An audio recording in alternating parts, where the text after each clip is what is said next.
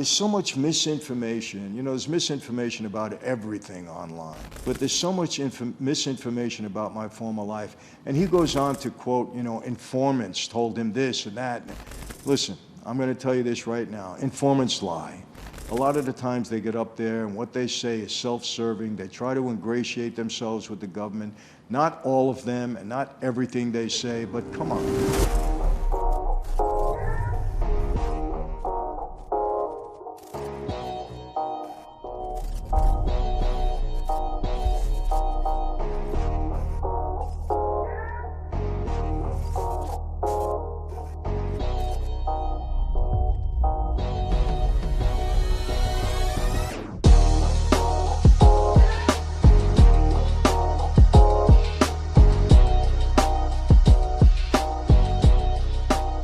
Hey everyone, welcome to another Sit Down with Michael Franzese. Hope everybody is doing well. All is very good and blessed on this end. And as always, I give all the praise, honor, and glory to my Lord and Savior for that. What are we going to do? You know, some things drive me a little bit crazy. And when it comes to people talking about Mafia, Cosa Nostra, and they just get things wrong, but they speak with such authority like they know what they're talking about. And a lot of so-called experts, I think you're guilty of that. Now, they're not going to admit it, and people don't know. I mean, what do you know, you know? But there are a lot of people out there, there's a lot of stuff on YouTube that's just inaccurate. It's just not true. Not about anyone in particular. I'm talking about the operation of Cosa Nostra Mafia in this country in general. And I was reading an article, and it got to me a little bit. When I say got to me, I say, here we go again, by an expert. And I have nothing against this guy, and I'm sure he has credentials, and he studied the life, and he knows it fairly well, but he still gets things wrong. And he's a reporter. His name is George Anastia. I believe he worked in Philadelphia for many years. He covered the organized crime and the mob. He was a reporter for, I think, the Inquirer, one of those papers there. He wrote a couple of books, and I understand they were very good, you know. So again, I'm not knocking him as a whole, but this article that I read and that he wrote and he talked about were 5 myths of the Mafia, that he claimed were 5 myths of the Mafia. So I read it, and there's just things I disagree with, and I'm going to talk about it, and I'm going to read it, and I'm going to let you know. Because look, people, I have no axe to grind here. I have no reason to tell you things that are not true. I tell you what I know. I'm not always 100% right. Sometimes I could be a little bit off. I know whenever I make a mistake on a date or a time or somebody's name, you all jump on me and correct me, and that's a good thing. I'm not infallible. I make mistakes sometimes too. Sometimes I'm talking about things that happened 35, 40 years ago in my life, so I don't get them exactly right, but I get them pretty close. But most of the time, I believe I know what I'm talking about. Make minor mistakes here and there, it's okay. But when things are out and out inaccurate, it kind of bugs me from somebody that's not a part of the life, but think they know it all. And so I'm going to read this article. Again, the guy's name is George Anastia. It was written in the Washington Post a couple of years back. 5 myths about the Mafia. Myth number 1, the Mafia doesn't deal drugs. Now, how many times have we spoken about this? And people call me out on it all the time. And I continue to tell you that in my era, drugs were not allowed to be dealt with. I didn't say nobody ever dealt with drugs. I didn't say that. I didn't say it didn't happen before. I'm not even sure if it's happening right now. But during my era, my time in that life, from 1970, 71, when I became a recruit, until I formally was out of the life in 95, people were not allowed to deal drugs. People got killed for dealing drugs. You weren't allowed to do it. So it's not a myth during that era. So please understand this. But this was what he writes. In The Godfather, Michael Corleone became a gangster after his brother Sonny was brutally slaughtered on the causeway in a dispute over drugs. Is that why he was killed? In a dispute over drugs? It was over the drug business, you know, whether they were going to get involved or not. You know, you remember the whole thing. Don Vito Corleone, avowed opposition to narcotics trafficking, helped create the perception that drug dealing was against the rules. No, he didn't create that perception. That was a fictional movie, and it wasn't based upon fact at that point in time. And during that day, they might have been dealing with drugs. As a matter of fact, I know they were. It wasn't a major business, but they were doing or dealing in narcotics back in the days that The Godfather was, the era that The Godfather took place in. Testimony at real-life mob trials reinforced that canard. Our policy was against drugs, mobster-turned-government witness Salvatore Sammy the Bull Gravano said while testifying against mob boss John Gotti in 1973. So even Sammy verified it. Through our era, you weren't allowed to deal with drugs. The reality is, as far as this guy says, is that as far back as Lucky Luciano, the mob, has been in the drug business. In 1959, Vito Genovese, who gave his name to one of the 5 New York families, was imprisoned on drug charges, as was his low-level crime family soldier, Joe Valachi. We know that. That's not news. Once again, never said we never dealt with drugs. So it's not a myth that we don't deal with drugs. It was a reality that we were not supposed to deal with drugs during that era. And I would say that was from the 50s right through at least to the mid-80s and beyond that. That's a fact. That's it. And he goes on to actually verify that, where he says, FBI documents do indicate that bosses such as Paul Castellano, Vinny the Chin Gigante in New York, and Angelo Bruno in Philadelphia banned members of their organizations from getting involved with narcotics. And then he goes on to say, so that's a fact.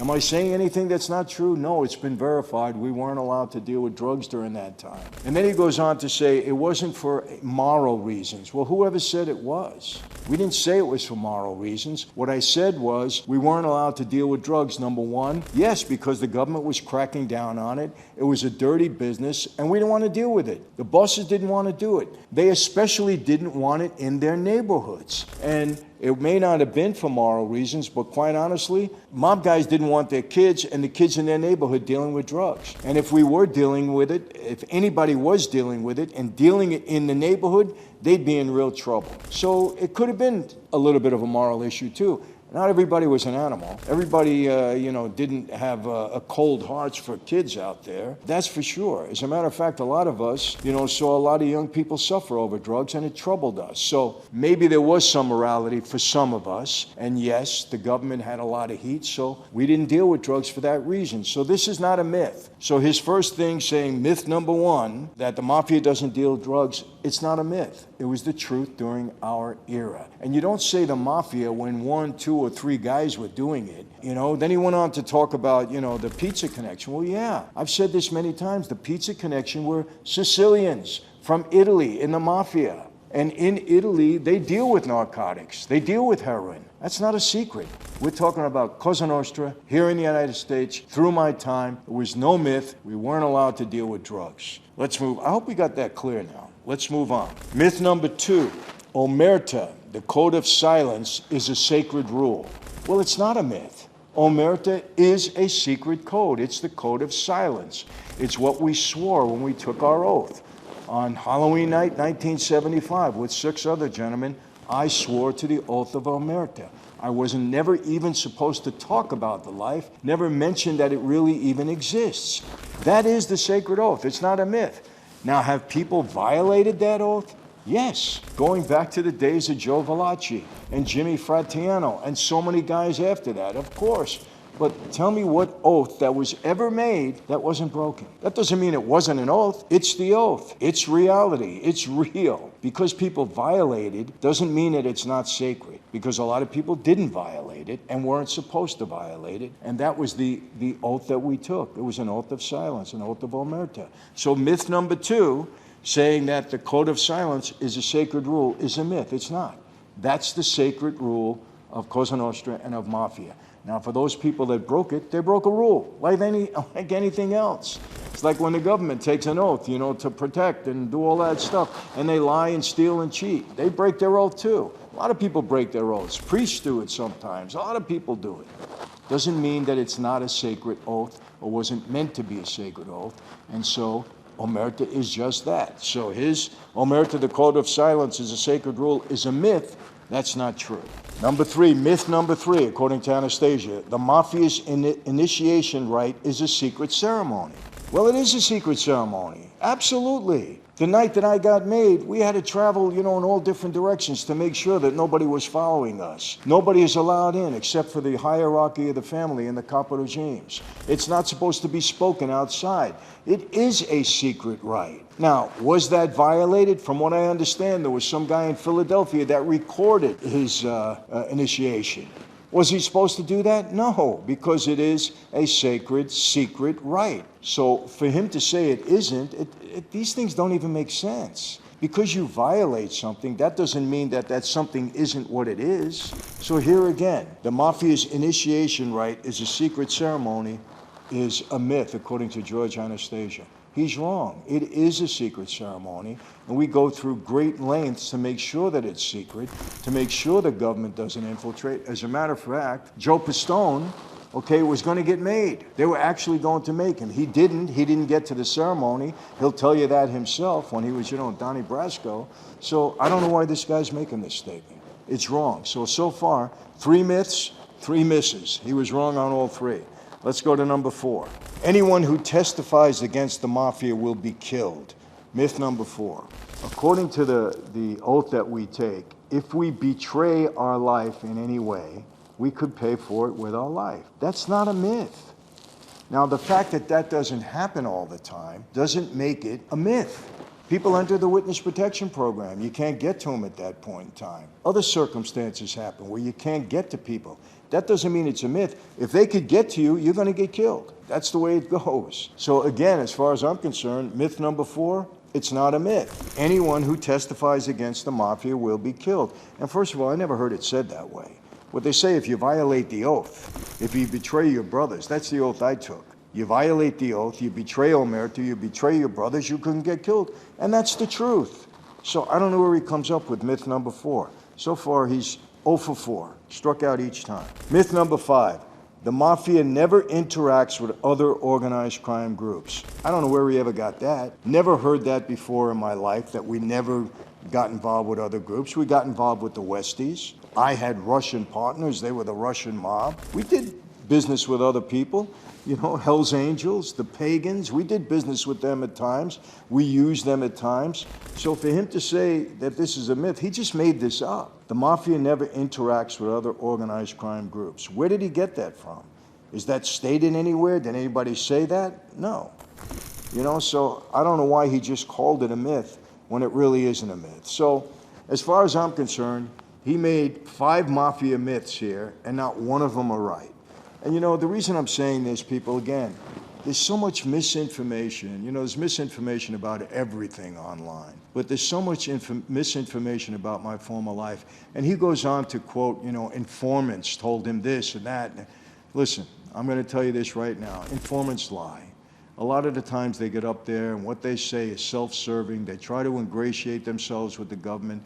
Not all of them and not everything they say, but come on. When you can get yourself out of a 20, 30, 40-year prison sentence, a life sentence, if you got to, ingratiate yourself and you got to make some things up or embellish some things and the government is going along with it because it's helping their case, it happens. Does anybody really think that every informant gets on the stand and tells the absolute truth?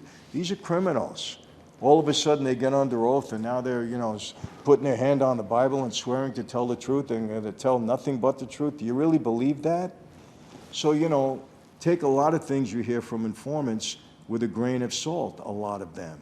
And if you were ever at one of these trials and you saw cross-examination of some of these informants, you'd understand that. They get caught in a lot of lies. So don't think that just because they get on a witness stand that right now they're telling the truth. Hey, look, 4 guys lied against my father.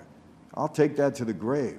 My father was no bank robber. They lied. They lied through their teeth. Jury believed them. You don't need a lot in a federal indictment, especially a racketeering indictment. You don't need a lot to convict somebody. Remember that. So, again, a lot of misinformation out there. These 5 myths that a alleged organized crime expert, George Anastia, stated, all 5 of them were untrue. They're not myths. There's something he just thought of. And I don't think a lot of people think that way. A lot of people don't think that the mob is not involved with drugs. I hear just the opposite. Every time I say that, people jump on me. Come on, Michael, you're not telling the truth. Well, I am telling the truth. So it's not a myth. People believe that the mob deals with drugs. You know, people believe that omerta is the code of silence. It's not a myth. Because people violate it doesn't mean that it's not the truth. It is a code of silence. The initiation, it is a secret ceremony. We don't advertise it. We don't put it on television. We don't write books about it. It's a secret ceremony. The fact that it's been infiltrated, the fact that informants talked about it, the fact that some guy, crazy guy, recorded his initiation, he'd have been killed on the spot if they knew that, trust me. But somehow he did it. I don't know. It happened in Philadelphia, I think. So, you know, again, don't believe everything that you hear. Take things with a grain of salt. Because you see it in print doesn't mean that it's true. And that's true about everything. There's so much misinformation. I mean, come on, look at our government today. Look what happened through the pandemic. We were told one thing when it was just the opposite. Don't believe everything you hear about anything anymore unless you can verify it, you know, so many different ways. So, look, that's it for today. Just had to kind of get that out of my system. I share it with you because you're my audience, and I enjoy sharing it. I like to know that you get the right information, at least most of the time. Look, when it comes from me, I'm going to give you the best I can. If I'm ever mistaken a little bit, it's certainly not intentional, and you know, it's not going to happen too often. I promise you that. So, that's it for today, my friends. How do I always leave you? The same way, but please do subscribe. We're almost at 1 million. We want to do the giveaway. We're going to start to announce it. So hopefully, you know, you get us there a little closer than the end of the year. That's when we're projected to get there now. So please do. And again, we appreciate it. We're going to show our appreciation. How do I always leave you? Same way. Be safe. Be healthy. God bless each and every one of you, because we need it during these times, people. Crazy times. And yes, I'll see you next time. Take care.